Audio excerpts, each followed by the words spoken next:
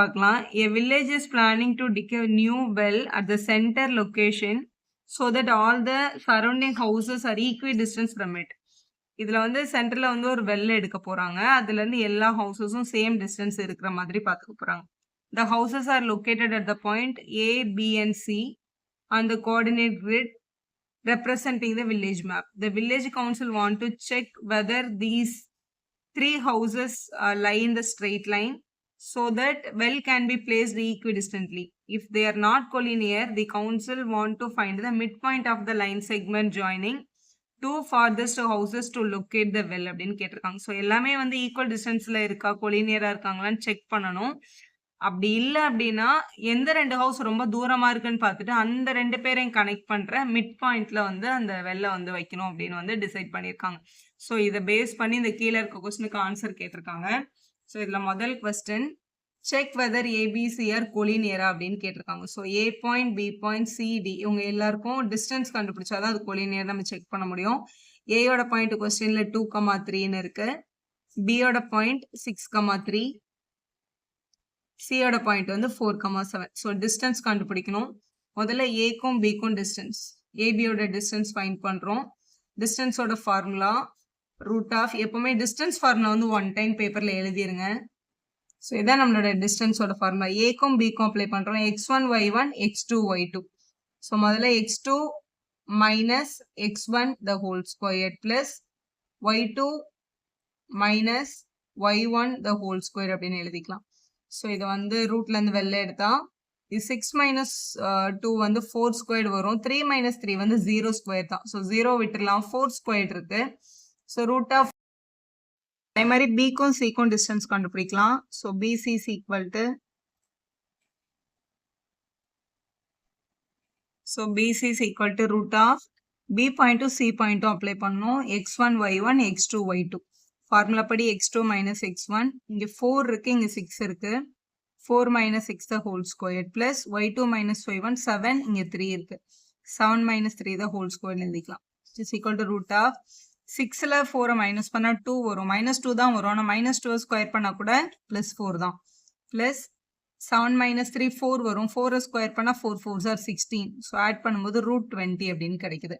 So அடுத்து வந்து சிக்கும் ஏக்கும் உள்ள டிஸ்டன்ஸை கண்டுபிடிச்சிடலாம். So root of C A x1 y1 x2 y2 எப்படி வேணாலும் மாற்றி கூட எடுத்துக்கலாம். ஸோ இங்கே எக்ஸ் கோஆர்டினேட் 4 இருக்கு, இங்கே 2 இருக்கு. 4 மைனஸ் 2 த ஹோல் ஸ்கொயர் பிளஸ் இங்கே 7, இங்கே 3. 7 மைனஸ் 3 த ஹோல் ஸ்கொயர் அப்படின்னு எழுதிக்கலாம். ஸோ ரூட் ஆஃப் 4ல 2 மைனஸ் பண்ணா 2, 2 ஸ்கொயர் பண்ணா 2 2s are 4 வந்துடும். பிளஸ் 7 மைனஸ் 3 4, 4 ஸ்கொயர் பண்ணா 16. அப்போ இங்கே ரூட் 20 அப்படின்னு கிடைக்குது. ஸோ இதில் எப்போவுமே வந்து கொலினியர் அப்படின்னா ரெண்டு பேரோட ஆன்சரை ஆட் பண்ணும்போது தேர்ட் ஒனோட ஆன்சர் வரணும். இங்கே ரூட் 20 ரூட் 20, இங்கே ரூட் 16 இருக்கு. ஸோ ஆட் பண்ணால் ஒரே மாதிரியான டேர்ம்ஸ் கிடைக்கல. இப்போ இது ஒரு 1 ரூட் 20 1 ரூட் 20னா அது ரெண்டுத்தையும் ஆட் பண்ணால் 2 ரூட் 20ன்னு ஒரு ஆப்ஷனாக இருக்கணும். அப்படி இல்லை, ஒருவர் 16 மட்டும் தான் வெளியே எடுக்க முடியும், 20யே வெளியே எடுக்க முடியாது. ஸோ அதனால இது வந்து கொலினியர் கிடையாது. therefore A, B, C are not collinear அப்படின்னு போட்டிருக்காங்க. அவங்க ஜஸ்ட் செக் பண்ண சொல்லி சொன்னாங்க, நம்ம செக் பண்ணிட்டோம், இது கொலினியர்னு வரல. அடுத்து கேட்டிருக்காங்க ஐடென்டிஃபை த 2 farthest houses என்னென்ன அப்படின்னு கேட்டிருக்காங்க. ஆல்ரெடி ஃபர்ஸ்ட் பார்ட் ஆன்சர்லேருந்தே நம்ம செகண்டுக்கு ஆன்சர் பண்ணிடலாம். டிஸ்டன்ஸை பாருங்க, ரூட் 16 ரூட் 20 ரூட் 20 அப்படின்னு இருக்கு. 16 விட ரூட் 20 தான் பெருசு. அகைன் இது ரெண்டும் தான் சேம் யூனிட்ல இருக்கு. ஏ தான் ஆக்சுவலா ஸ்மாலா இருக்கு. அப்படி பார்க்கும்போது ஏ பிசின்றது 3 ஹவுசஸா இருந்தா இந்த பிசிசியோட டிஸ்டன்ஸ் தானே பெருசா வருது இவங்களோட கம்பேர் பண்ணும்போது. அப்போ பி பாயிண்ட்டும் சி பாயிண்ட்டும் தான் என்னவா இருந்திருக்கு, தூரமா இருந்திருக்கு. ஸோ இதான் நமக்கு கிடைச்ச டிஸ்டன்சஸ். இப்போ 3 ஹவுஸ் இப்படி இருக்குல்ல, இப்போ இது வந்து ஏ, இது பி, இது சி அப்படின்னு வச்சுக்கோங்களேன்.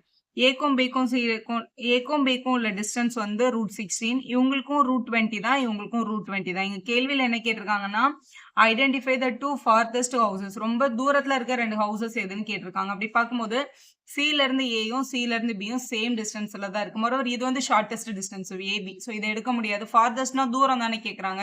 ஸோ நம்ம ஏசினும் எடுக்கலாம் பிசினும் எடுக்கலாம், ரெண்டுமே சேம் டிஸ்டன்ஸ் இருக்கிறதுனால ஸோ ஏதாவது ஒன்று எடுத்துக்கோங்க. So farthest house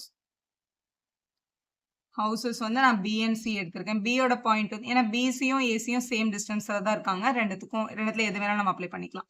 so B வந்து 6,3 C யோட பாயிண்ட் வந்து 4,7 அப்படின்னு கொஸ்டின்ல இருக்கு. ஸோ இதான் உங்களோட B பார்ட். ரெண்டுமே சேம் டிஸ்டன்ஸ்ல இருக்கிறதுனால. தேர்ட் வந்து find the mid point of the line joining the two farthest houses. So இந்த Bக்கும் Cக்கும் என்ன கண்டுபிடிக்க சொல்லியிருக்காங்க? மிட் பாயிண்ட் கண்டுபிடிக்க சொல்லியிருக்காங்க. அப்போ mid point equal to mid பாயிண்டோட ஃபார்முலா என்ன? x1 plus x2/2 y1 plus y2/2 அப்படின்றது தான் ஃபார்முலா. இதுல இந்த ரெண்டு பேருக்கும் x1 plus x2/2 இங்க 6 இருக்கு, இங்க 4 இருக்கு. 6 plus 4/2 y வந்து இங்க 3 இருக்கு, இங்க 7 இருக்கு.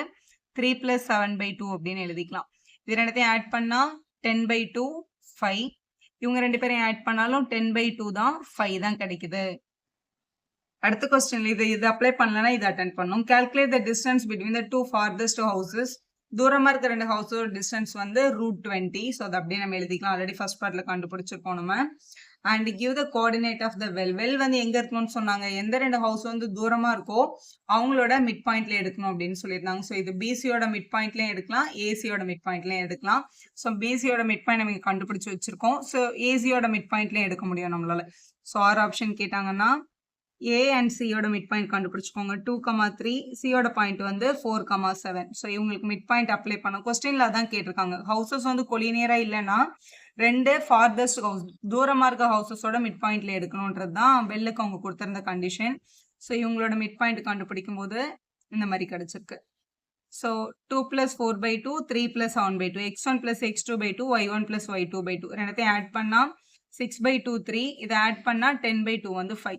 ஸோ இது பியும் சியும் தூரமா இருக்கிற ஒரே டிஸ்டன்ஸ்ல தான் இருக்கு. ஏயும் சியும் ஒரே டிஸ்டன்ஸ்ல தான். இப்போ வெல் வந்து இங்கேயும் வைக்கலாம், இங்கேயும் வைக்கலாம். அப்போ இந்த ரெண்டு பாயிண்ட்டுமே வெல்லுக்கான சூட்டபிளான பிளேஸ் தான். So well can be situated in these two point. இதுல ஏதாவது ஒன்று நம்ம அப்ளை பண்ணிக்கலாம் அப்படின்னு அர்த்தம்.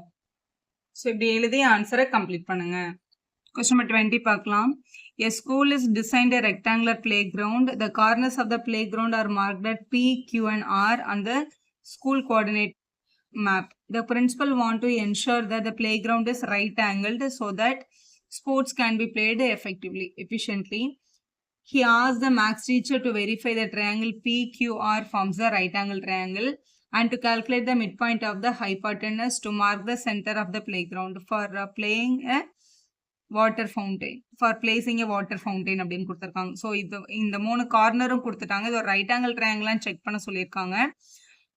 அதுக்கப்புறம் இந்த ஹைபார்டெனஸோட மிட் பாயிண்ட் வந்து செக் பண்ண சொல்றாங்க. அதில் தான் வந்து வாட்டர் ஃபவுண்டைன் வந்து அவங்க பிளேஸ் பண்ண போறாங்க. இப்போ முதல் கொஸ்டின் வந்து verify whether PQR is a right angle ட்ரையாங்கிளா அப்படின்றது தான் முதல் கொஸ்டின். ஸோ கொஸ்டின்ல PQRோட பாயிண்ட் வந்து ஆல்ரெடி கொடுத்துருக்காங்க. அதுல இருந்து அப்படியே எடுத்துக்க வேண்டியதான். Pயோட பாயிண்ட் வந்து 1,2, Qவோட பாயிண்ட் 1,7, Rோட பாயிண்ட் வந்து 6,2 அப்படின்னு கொடுத்துருக்காங்க பேசிக் டிஸ்டன்ஸ் ஃபார்முலால. ஸோ டிஸ்டன்ஸ் ஃபார்முலா இதான் x2 minus x1 squared plus y2 minus y1 squared. அப்புறம் ரூட் இருக்கீங்க. முதல்ல Pக்கும் Qக்கும் distance கண்டுபிடிச்சுக்கலாம். PQ is equal to root of இது x1 y1 x2 y2. So x2 minus x1 the whole squared plus y2 minus y1 the whole squared. 7 minus 2 the whole squared. So root of 1 minus 1 வந்து 0, 0 square பண்ணா 0 தான். Plus 7 minus 2 வந்து 5, 5 square பண்ணா 5 5s are 25. So root 25 இருக்கு. So வெளியில எடுக்கும்போது 5 வந்துரும். ஏன்னா 5 5s தானே 25. அடுத்து QR. Qக்கும் Rக்கும் டிஸ்டன்ஸ் அப்ளை பண்றோம். root of x2 minus x1, 6 minus 1 the whole square plus y2 minus y1 வந்து 2 minus 7 the whole squared வந்திருக்கு. root of இங்க 6 minus 1 5, 5 ஸ்கொயர் பண்ணா 5 ஸ்கொயர் பிளஸ் இங்க 7 minus 2 5 தான், மைனஸ் 5 தான் வரும். ஸ்கொயர் பண்ணும்போது பிளஸ் 5 ஸ்கொயர். ரெண்டு டேர்ம் இந்த மாதிரி ஒரே மாதிரி வந்ததுன்னா 5 ஸ்கொயர் இப்படி காமனா எடுத்துட்டு உள்ள 1 plus 1ன்னு போட்டுருங்க. 5 ஸ்கொயர்ல இருந்து 5 வெளில எடுத்துருங்க. அப்போ 5 √2 அப்படின்னு ஷார்ட்டா எழுதிக்கலாம். ஸோ QR எழுதியாச்சு. அடுத்து RP. ஆருக்கும் Pக்கும் டிஸ்டன்ஸ் ரூட் ஆஃப் இது R இது P. ஆரோட பாயிண்ட்ல 6,2 இருக்கு. அது x1 y1 அப்படின்னும் இது x2 y2 எடுத்துக்கலாம். So x2 minus x1, 1 minus 6 the whole squared plus இங்க 2 இங்க 2, 2 minus 2 the whole squared அப்படின்னு வந்திருக்கும். அப்போ root of 6 minus 1 வந்து 5 squared, இது வந்து 0. 5 squaredன்றதுனால ரூட்ல இருந்து ஒரு 5 வெளில வந்திருக்கும். இது ரைட் ஆங்கிள் ட்ரையாங்கிளான்னு செக் பண்ணணும் அப்படின்னா அவங்களோட பித்தாகரஸ் வந்து சாட்டிஸ்ஃபை ஆகுதான்னு பார்க்கணும். பித்தாகரஸ் அப்படின்றது அவங்க சைட்ஸை ஸ்கொயர் பண்ணி பார்க்கும்போது வர்ற வேல்யூ 2 சைடு ஆட் பண்ணா இன்னொரு சைடுக்கு ஈக்குவலா இருக்கணும். இப்போ இங்க PQ வந்து 5ன்னு கிடைச்சிருக்கு. அப்போ PQ ஸ்கொயர்ட் வேணும்னா 5 ஸ்கொயர்ட் அப்படின்னு பண்ணோம். 5 ஸ்கொயரோட வேல்யூ 25. ஸோ அடுத்து வந்து QR. QR ஸ்கொயர் பண்ணோம் அப்படின்னா இங்க 5√2 இருக்கு. 5√2 ஸ்கொயர் பண்ணோம். 5 ஸ்கொயர் பண்ணா 25. √2 ஸ்கொயர் பண்ணா 2. ஸோ வேல்யூ வந்து 50. அடுத்து RP. RP ஸ்கொயர் பண்றோம். இங்க 5 இருக்கு. 5 ஸ்கொயர் பண்ணா 25ன்னு கிடைச்சிருக்கு. PQ square 25. QR ஸ்கொயர்ட் வந்து 50. RP ஸ்கொயர்ட் வந்து திருப்பியும் 25 தான். ஸோ இவங்க 2 பேரையும் ஆட் பண்ண இந்த ஆன்சர் வருது பாருங்களேன். PQ ஸ்கொயர்டையும் RP ஸ்கொயர்டையும் ஆட் பண்ணா நமக்கு வேல்யூ வந்து QR ஸ்கொயரோட ஆன்சர் கிடைக்குது. ஏன்னா இதுவும் 25, இதுவும் 25. இவங்க 2 பேரையும் ஆட் பண்ணா என்ன கிடைச்சிருக்கு? 50 அப்படின்றது கிடைச்சிருக்கு. அப்போ கரெக்டா தான் வந்திருக்கு. ஸோ ட்ரையாங்கிள்ல அவங்க கொடுத்துருக்கிற டயக்ராம்ல இருந்து இது வந்து Qன்னு கொடுத்துருக்காங்க டயக்ராம்ல. இது Pன்னு கொடுத்துருக்காங்க. இது வந்து R அப்படின்னு கொடுத்துருக்காங்க. ஸோ இந்த வேல்யூ வந்து கரெக்டாக சாட்டிஸ்ஃபை ஆயிடுச்சு. இதுதான் நம்மளோட ஹைபாட்டனஸ் சைடு. இந்த QR தான் ஹைபாட்டனஸ் சைடு. இது ரைட் ஆங்கிள் ட்ரையாங்கிள்னு கன்ஃபார்ம் ஆயிருக்கு. ஸோ செகண்ட் பார்ட்ல அவங்க கேட்டிருக்காங்க determine which side is a hypotenuse side அப்படின்னு கேட்டிருக்காங்க. இதுல எது வந்து ஹைபாட்டனஸ்ன்னு சொல்லுவீங்க அப்படின்னு கேட்டிருக்காங்க. இந்த QR தான் ஹைபாட்டனஸ் சைடு. எதோட லென்த் வந்து பெருசா வருதோ அவங்கள தான் நம்ம என்னன்னு சொல்லுவோம்? ஹைபாட்டனஸ்ன்னு சொல்லுவோம். இதோட லென்த் தான் 5√2 அப்படின்னு கிடைச்சது. இவங்க 2 பேருக்கும் 5 யூனிட் கிடைச்சது டிஸ்டன்ஸ்ல. ஸோ ஹைபாட்டனஸ் எதுன்றதா நம்மளோட செகண்ட் பார்ட்டோட question. Which side is hypotenuse அப்படின்னு கேட்டிருக்காங்க. The hypotenuse side is QR. எது பெருசா வந்திருக்கோ அதுதான் ஹைபாட்டனஸ். ஸோ ஹைபாட்டனஸ் QR அப்படின்னு எழுதுனா போதும். அடுத்த தேர்ட் பார்ட்ல பாருங்க. Find the mid point of the hypotenuse side அப்படின்னு கேட்டிருக்காங்க. ஹைபாட்டனஸோட மிட் பாயிண்ட்டை கண்டுபிடிங்க. QR தானே ஹைபாட்டனஸ். Qவோட பாயிண்ட் 1,7. Rஓட பாயிண்ட் வந்து 6,2. கொஸ்டின்ல மிட் பாயிண்ட் கேட்டதுனால மிட் பாயிண்டோட formula x1 plus x2/2, y1 plus y2/2. அடுத்து ஆட் பண்ணி 2ஆல டிவைட் பண்ணோம். 1 plus 6/2 அப்படின்றது x1, இது x2, y1 y2 வந்து 7 plus 2/2 அப்படின்னு கிடைச்சிருக்கு. ஸோ இதை ஆட் பண்ணா 7/2, இது வந்து 9/2 அப்படின்னு கிடைச்சிருக்கு. இதுதான் mid point of the hypotenuse side. So அடுத்து ஆர் ஆப்ஷன்ல give the coordinate of the play ground சென்டர்னு கேட்டிருக்காங்க. ஸோ இதில் ஆர் ஆப்ஷனில் coordinate of the play ground சென்டர்னு கேட்டாங்க. இந்த சி ஆப்ஷன் ஆன்சர் பண்ணாலும் நம்ம இதை ஆன்சர் பண்ணோம். இப்போ ரைட் ஆங்கிள் ட்ரையாங்கிள் இதோட சென்டர் வந்து ஹைபாட்டனஸோட மிட் பாயிண்ட் தான் வரும். அதான் நம்ம இங்கே கண்டுபிடிச்சிருக்கோம் 7/2 and 9/2 அப்படின்னு.